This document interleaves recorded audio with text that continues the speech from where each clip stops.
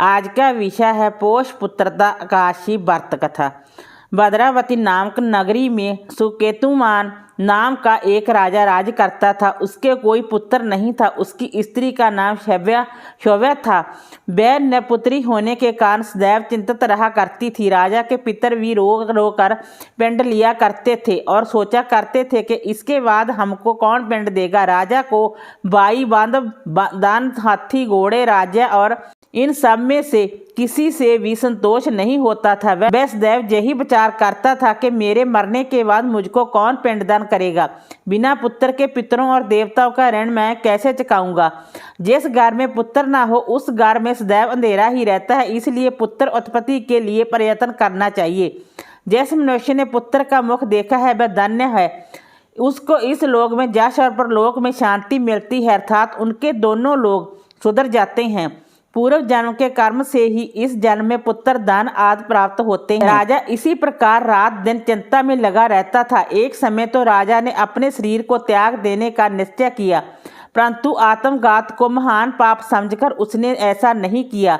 एक दिन राजा ऐसा ही विचार करता हुआ अपने घोड़े पर चढ़कर वन को चल दिया तथा पक्षियों और वृक्षों को देखने लगा। उसने देखा कि वन में मृग, सुअर, सिंह, बंदर, सर्प आदि सब भ्रमण कर रहे हैं। हाथी अपने बच्चों और हथनियों के बीच घूम रहा है।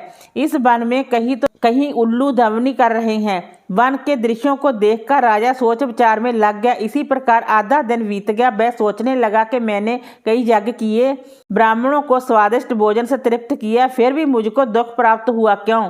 राजा प्यास के मारे अत्यंत दुखी हो गया और पानी की तलाश में इधर उधर फिरने लगा। थोड़ी दूरी पर राजा ने एक सरोवर देखा। उस सरोवर में कमल खिले थे तथा सारस, हंस, मगरमच्छ आदि विहार कर रहे थे।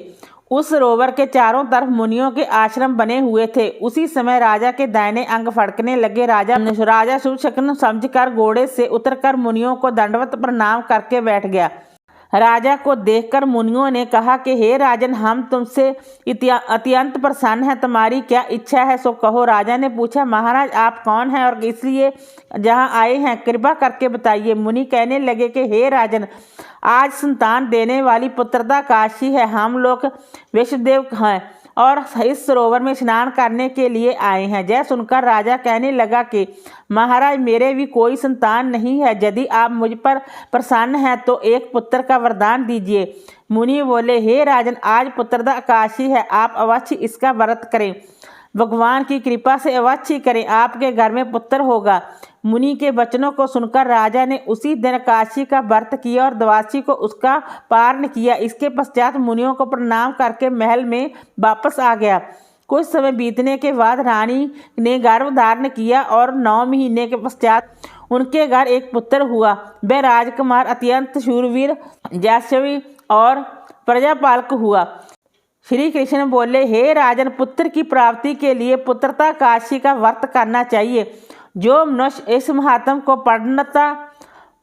पढ़ता या सुनता है उसे अंत में स्वर्ग की प्राप्ति होती है। वीडियो अच्छी लगी हो तो लाइक कीजिए, शेयर कीजिए, सब्सक्राइब कीजिए। Thanks for watching this video.